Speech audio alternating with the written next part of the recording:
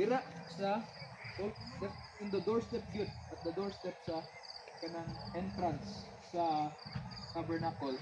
And then ilang ginabuhat, ilahan na din ang ginabutang ilang kamot mismo sa ulo ani nga animal. As if they are putting their weight, their whole weight ani nga animal. And then they are secretly or silently confessing their sins diri.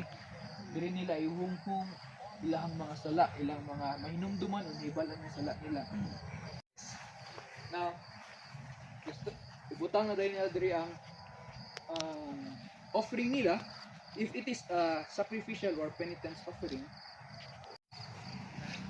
but actually, before and after yan sila magsunaw, silang kamot at tail. Diri nga side, nanay tubig dyan dapat. Maginaw sila sa tiil, kay Hugaw, nabiya sila sa wilderness, di ba? Maginaw sila, and then, now, come forward.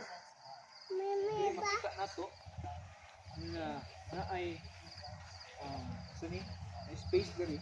Diri tong ginabutang nila ang animal, no?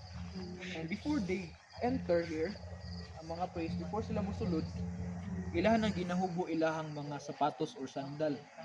Kita na to, during the daily services, buntag o gabi na sila ang mga priest ga serbisyo diari. And after nila madala tong dugo sa animal nga gina-sacrifice, ilahan ang sprinkle diri sa inner veil, kaning kaduha nga veil diri kita ninyo. First kaning nasa northern part, the table of showbread.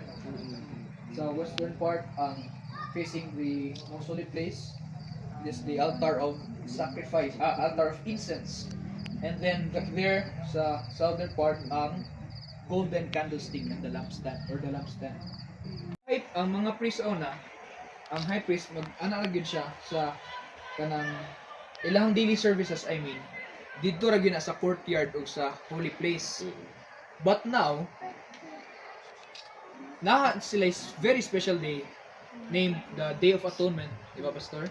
Nung once a year, sa 10th month, ilahan ang ginabuhat ang kining Day of Atonement. And ang ginabuhatan na sa praise, na sila ginakuha nga duha ka goats, duha ka kanding.